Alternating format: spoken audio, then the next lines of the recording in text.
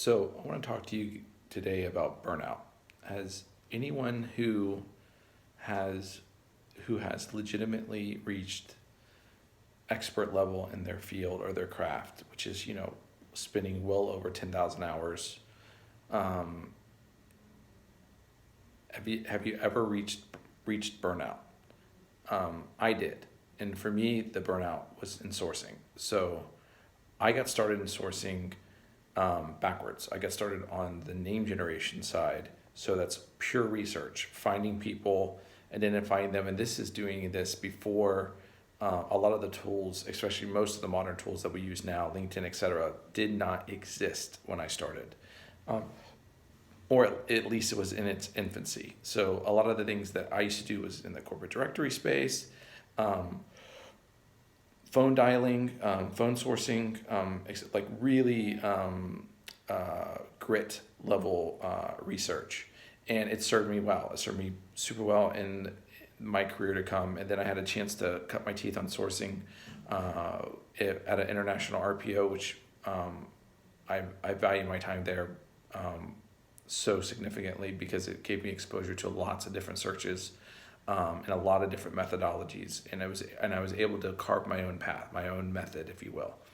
And I gleaned from a lot of great sourcers and recruiters at the time, and I found my own voice, my own mix, and my methodology was so much better than the market, than the traditional recruiters and sourcers in the market, that I took it for granted, honestly. Like I was able to build a great business and a great practice, but I wasn't able to really scale. I was able to scale to maybe a dozen consultants at the most, and at that point it would start to break in terms of the quality control.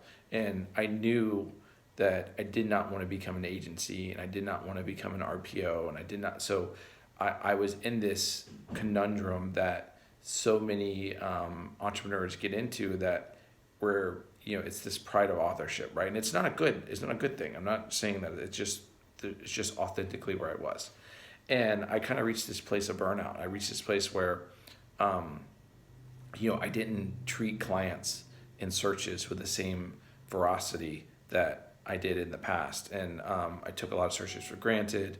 I took my reputation for granted, and I really didn't perform as well as I should have for a lot of clients for a couple of years. I mean, it just, I traded off of my name, and I did okay. I did enough to keep the account. I did enough to close the search, but I never really gave them me because I didn't have me. I didn't have the fire to do it like I did in the beginning. And over the last couple of years, I've really diligently tried to create other paths to income for myself that are not just in recruiting or sourcing. I've done a lot of stuff in the private equity world. I've done a lot of stuff in the e-commerce world. I've done a lot of stuff in just working with other startups, advising on growth in general, because even though I'm a practitioner and my craft, my expertise is building teams, I'm also a great entrepreneur, and I know how to do sales, and I know how to build organizations, especially on the top of funnel, especially on the sales side of it.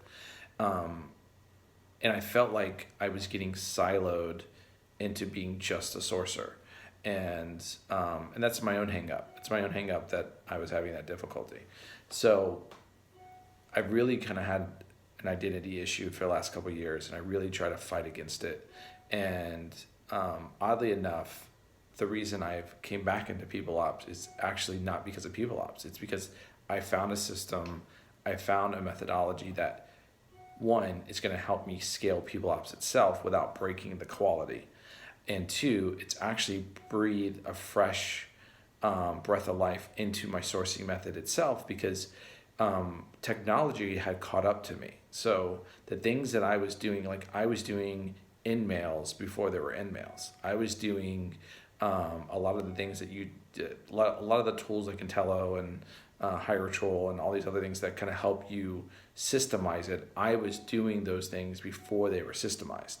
So obviously I was getting a disproportionate amount of results. Well, now the market is pretty much caught up to me. So I have to figure out, okay, where's the puck going? What do I do next?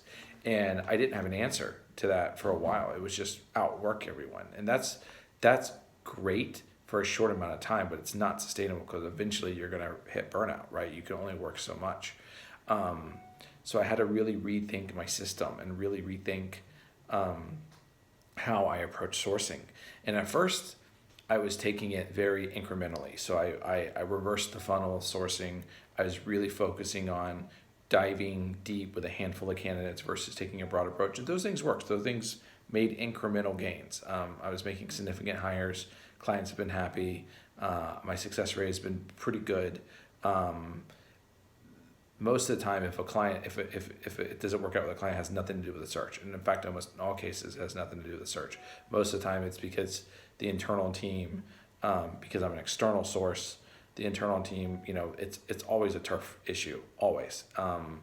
It's an unfortunate thing for recruiting because if the internal sourcing team or the internal recruiting team would just get out of their own way, their recs would actually get filled. And what they don't realize is if I place the candidate as a sourcer because I'm not an agency, there's no recruiter fee. There's no hire fee for me. So it's a team win. A win's a win. But anyway, I digress. So it's been going well, but recently I had a massive breakthrough that is going to allow me, that I'm testing now, and so far so good, that's going to allow me to once again push my own system to where I am going to be disproportionately better than majority of the sourcing solutions out there in the market, both on the automation side and also as a service side. So super excited about that, and I just want to put this out that it's a natural and very honest thing to say, look, I was burnt out.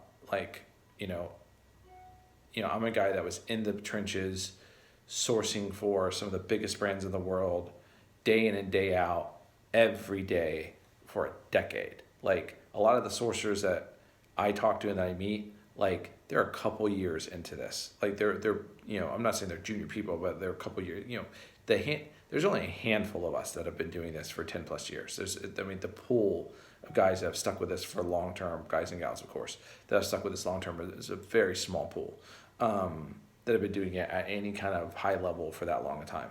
So, I got started, I've been deep, and I mean deep into sourcing since 2006, like deep.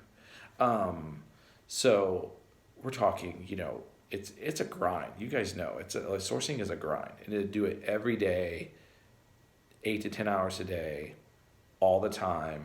There's always a client fire. There's always a demand. There's always a big hiring push. There's always a crisis. It's a constant deal. And I'm not complaining. Don't get me wrong. Like it's part of the industry. It's part of the job. And look, this is, being a sourcer has provided for my family in ways that prior to this I would never have dreamed of. I mean, we've been all over the world because of sourcing. We've both having the resources to travel and also traveling for sourcing. I've had a seat at the table with decision makers of billion-dollar organizations. And it's, to me, being a great sourcer is the ultimate backstage pass. I have my Rolodex, because of all the hires I've made over the last decade, is totally not replicatable. That's a hard word. So anyway, I'm rambling, but I guess the point of it is, I took some time. I'm firing people off back up. I have I'm hitting it with a vigor that I haven't had in several years, and with an excitement that I haven't had in several years. And I'm just saying, look, I'm sorry, I burnt out, but I'm back. I'm ready, and we're gonna do some pretty cool stuff. here for not just the recruiting industry, but you know, also, you know, we're gonna build some businesses because of it. Because if you know, if you have a disproportionate advantage on building talent and building a team, you can do some. That's a major foothold. And you know, if you build a great team, that disproportionately sets your company up for success compared to anyone that, aside from venture capital, etc. Like, building a great team is critical. So super excited about it. Here we go, kind of deal. And yeah, if you're hiring, if you're interested in sourcing for my company, like internally, reach out to me. If you're interested, because we're hiring. I mean, I'm hiring, like, I don't know, like 5 to 10 sourcers probably in the next 50 days. But also, if you're an internal recruiter or an internal hiring manager, and you need sourcing help, we cost the same as hiring a contract recruiter or an internal sourcer. It's the same deal, same cost. You just get a team of us versus one. And so definitely would be interested in talking with you. Reach out to me. I'm available on virtually any social network out there.